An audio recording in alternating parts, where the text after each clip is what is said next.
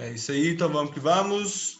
Uma boa tarde, um bom dia, uma boa noite a todos e a todas que estão aí acompanhando mais uma aula de geografia do professor Randolfo. Lembrando aí, geografia do Brasil. Na última aula, pessoal, falamos aí. Deixa eu só confirmar que eu coloquei aqui de forma certa. Ah, beleza. É porque eu tô meio suspeito. Pessoal, acabei de dar uma aula online e não gravei. Pensa. Foram 40 minutos aqui eu falando e não gravei, simplesmente. Então vamos que vamos aí para o que interessa, né, pessoal? Na última aula falamos sobre as características da população brasileira, ok? Agora falaremos sobre a estrutura da população e crescimento vegetativo, pessoal. Então, nesse sentido aí, o crescimento da população brasileira, o principal fator responsável pelo crescimento da população brasileira é o crescimento vegetativo. Os movimentos migratórios participam também do crescimento populacional, mas atualmente de forma modesta. Houve momentos da história da formação do Brasil em que o processo migratório participou mais do crescimento aqui populacional. E ao falar do crescimento vegetativo, pessoal, será necessário saber calcular a taxa de natalidade e a taxa de mortalidade. Logo mais, isso será discutido. Então, nesse sentido, falamos, né, sobre a estrutura da população. E quando se fala da estrutura da população, é bom lembrar também do IBGE. O IBGE traz o censo demográfico, foi abordado na última aula. Censo demográfico é realizado em 10 anos. O último censo demográfico foi realizado em 2010 e agora será realizado um outro censo demográfico este ano, 2020. E entre 2010 e 2020, eles projetam algumas estimativas, tá? Então, em 2010, a população de Catalão era em torno de 86 mil habitantes. Hoje já estamos superando a 100 mil habitantes, beleza? Então, nesse sentido aí, é interessante compreender os números da população. Então, quando se fala de população, podemos falar de população absoluta ou da população relativa. Mas o que seria a população relativa? Primeiro vamos para a população absoluta, né? Os dados da população absoluta e da população relativa são obtidos a partir dos censos e de estimativas feitas pelo IBGE nos intervalos do tempo entre um censo e outro. O Brasil é um país com grande população absoluta. É a quinta maior população do mundo, pessoal. Na última aula já abordamos isso, mas está relembrando aí. E lembrando, né? É bom saber. Então, assim, dizemos que o Brasil é um país populoso. Há países populoso e povoado, tá? Algumas regiões que o Brasil é pouco povoado e outras regiões que há a maior densidade demográfica. Densidade demográfica, pessoal, é a maior concentração de pessoas por quilômetro quadrado. Isso aí é o mesmo de falar de população relativa. Então, é população relativa ou densidade demográfica? Pessoal, às vezes é abordado como população relativa, que é sinônimo de densidade demográfica. Beleza? Então, o Brasil, sim, é um país populoso, mas também é um país aí com vasto território. Beleza? Então, aí, pessoal, o Brasil, nas últimas décadas, teve um grande crescimento populacional, nas últimas décadas, mas a taxa de natalidade, de fecundidade, vem diminuindo, tá? Vai ser discutido logo mais. O crescimento acelerado da população, né, brasileira no século XX está diretamente relacionado à manutenção das taxas de natalidade e à redução das taxas de mortalidade. Mas como assim, né? O que significa a manutenção da taxa de natalidade e a redução da taxa de mortalidade? A questão, pessoal, é que quando você calcula a taxa de natalidade e calcula a taxa de mortalidade, você chega ao crescimento vegetativo e percebe se o crescimento vegetativo da população está aumentando, se está positivo ou está diminuindo negativo. Mas vamos lá. Primeira coisa, como que se calcula a taxa de natalidade, pessoal? Então, aqui, ó, falamos do Brasil, população absoluta e taxa de natalidade. A taxa de natalidade são os números de nascidos durante o ano. Então, para se calcular a taxa de natalidade, você pega o número de nascidos. E detalhe, quando vai se calcular, pessoal, eles dão os valores ou em porcentagem ou em permilagem. Porcentagem é por grupos de 100 pessoas. Em grupos de 100 pessoas, né, 3%, vamos supor assim. Agora, permilagem por grupo de 1.000 pessoas. Fiquem atentos a isso. É por grupo de 1.000. E isso faz uma grande diferença. Porque eu vou dar um exemplo. Então, aqui, números de nascimento e a população absoluta, dividido pela população absoluta. Vamos lá de novo, porque eu acho que eu ficou meio confuso, né? Então, como se calcula a taxa de natalidade? Pega o número de nascidos no ano, multiplica por 1.000 e divide pela população absoluta. Mas beleza, professor, mas como faz isso? Dá um exemplo aí pra gente, explica. Então, vamos lá. Imagina uma cidade de 100.000 habitantes. 100.000 habitantes. Então, temos uma cidade de 100.000 habitantes. E durante um ano nasceu 30 crianças. Ok. Então, como se dá esse cálculo? Beleza. Então, número de nascidos, 30 vezes 1.000. Calculo por 1.000, multiplica por 1.000, tá? Porque nós vamos calcular a permilagem. Dividido pela população absoluta, a população de 100.000 habitantes. Então, multiplicando 30 por 1.000 dividido por 100.000, vai dar aí, pessoal, a taxa de natalidade 0,3, ok? Por grupos de 1.000. E se fosse porcentagem, seria 0,03%, ok? Então, fiquem atentos aí, fiquem atentos.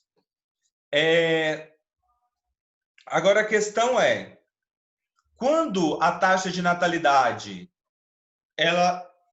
beleza, eu falei da taxa de natalidade, agora a taxa de mortalidade. A taxa de mortalidade se calcula da mesma forma. Você pega o número de óbitos durante o ano, multiplica por 1.000 e divide pela população absoluta, tá? É da mesma forma que calculamos aí a taxa de natalidade. Posteriormente, você tem aí o valor da taxa de natalidade e possui o valor da taxa de mortalidade, você subtrai a taxa, né, de natalidade pela taxa de mortalidade. Quando a taxa de natalidade é superior à taxa de mortalidade, significa então que a população teve um crescimento positivo. Agora, quando a taxa de mortalidade é superior à taxa de natalidade, coloca-se que a população teve um crescimento negativo, tá? Então, nesse sentido aí, só fechar aqui, aparece uns negócios antivírus, fica atrapalhando. Mas ok, a taxa de mortalidade também, pessoal, com o aumento da expectativa de vida, vem diminuindo. E para você ter aí uma grande expectativa de vida no país, é necessário ter acesso e também montar uma estratégia de políticas públicas para que a população tenha acesso à saúde, tenha acesso a saneamento básico, que ele venha ter acesso a boas condições de vida, tá? Então, nesse sentido, pessoal, dá uma olhada depois no IBGE, vão fazendo pesquisas de outras cidades, da nossa cidade, verifica a porcentagem de domicílios que têm acesso a saneamento básico, por exemplo. Isso é importante para aumentar a expectativa de vida da população. Então, aí a taxa de mortalidade. Já falamos, então, né, do Brasil, população absoluta, a taxa de natalidade, a taxa de mortalidade, o crescimento vegetativo, que vai mostrar aí se a população está no crescimento positivo ou negativo. E quando eu já expliquei, né, quando eu falei da população relativa, estamos falando sobre densidade demográfica. O Brasil é um país populoso, mas pouco povoado em algumas regiões. Claro que é bem povoado na região sudeste. Há um maior número de pessoas por quilômetro quadrado lá na região. Aí quando você pega a região norte, a região centro-oeste, aí já diminui aí o número de pessoas por quilômetro quadrado, tá? Então, nesse sentido aí, pessoal, eu deixei de comentar falando nisso, porque eu agora retomando a taxa de natalidade. A taxa de natalidade vem diminuindo no Brasil, principalmente após a década de 1970, pois contribuiu para o aumento da população que vive nas cidades e gerou importantes transformações sociais. Uma delas foi o aumento do nível de escolaridade e da participação das mulheres no mercado de trabalho, porque houve momentos aí em que a mulher não tinha tanta oportunidade no mercado de trabalho e para ela ter, digamos assim, a sua independência, ela procurava casar para sair da casa dos pais e acabava que tinha que procurar uma certa liberdade, mas às vezes ficava prisioneira em um outro relacionamento, né? Digamos assim. Mas não é todo mundo também não, né, pessoal? Não é todo mundo não, mas é uma característica cultural aí da população brasileira das décadas passadas. Hoje, a mulher inserida no mercado de trabalho, inserida e, né, cada vez mais capacitando mais, estudando, elas conseguem, para além de uma independência econômica, uma independência também aí, digamos, acho que social, porque ela tinha uma dependência, né, de estar sempre montando uma família, de ter que montar uma família, de ser mãe, enfim. Então, nesse sentido, né, esse desenvolvimento urbano industrial trouxe aí mais possibilidades, né, uma discussão maior sobre o papel da mulher na sociedade. Então, a mulher tinha só o papel da mulher era de ter filhos, né, de ser mãe. Hoje não é bem por aí. As mulheres estão cada vez mais adiando, né, a idade, o momento aí de ter filhos, ou então diminuindo o número de filhos. Porque ter filho hoje também, pessoal, é saber dos gastos, né? Vamos falar a verdade. A questão da alimentação. Ninguém produz alimento dentro da cidade. Então, não é a questão da alimentação. Tem um custo, né, da vestimenta, das roupas, do calçado, da escola, pode ser na escola pública, você tem que comprar livro, tem que comprar caderno, tem que comprar as coisas, né? Então, nesse sentido, há um grande gasto e as pessoas, às vezes, preferem, se for ter, tem um número menor. Antes era muito comum, hoje, os avós de vocês provavelmente tiveram aí um número grande de filhos. E os netos, os bisnetos vêm tendo menos filhos, optando até mesmo em não ter. Mas isso também, pessoal, leva a algum momento a população ter uma grande taxa de idosos e fica difícil de substituir os trabalhadores que vêm aposentando, né, porque não tem pessoas jovens para estar ocupando os postos de trabalho. Então, há essa preocupação, ok? Densidade demográfica é a população absoluta. A população, você pega o número absoluto e calcula a área da superfície, e que vai dar aí o número de habitantes por quilômetro quadrado. Ok? Tranquilo até aqui, pessoal? Alguma dúvida? Qualquer coisa, levanta a mão aí, pode se pronunciar tranquilamente, tá? Que está aberto aí a discussões. Nossa, poderia, né, ser mais interativo, ser uma aula online, vocês perguntarem. Fica mais dinâmico, é bom. Assim, eu não sei como vocês estão recebendo a aula, se vocês estão gostando, não está muito legal, sei lá, né? Não sei. Mas vamos que vamos aí. A gente oferece o melhor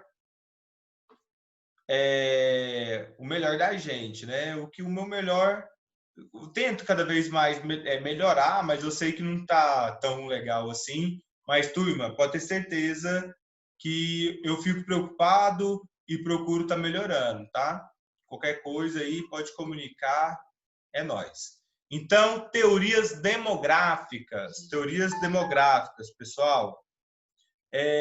Abordamos aqui um pouco da estrutura da população, agora eu quero abordar com vocês aí algumas teorias demográficas e encerrar essa aula para não ficar uma aula aí tão longa, né?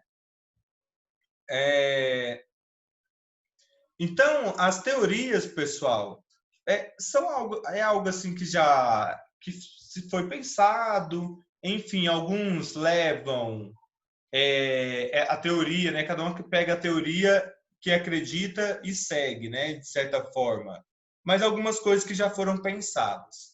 Então, temos aí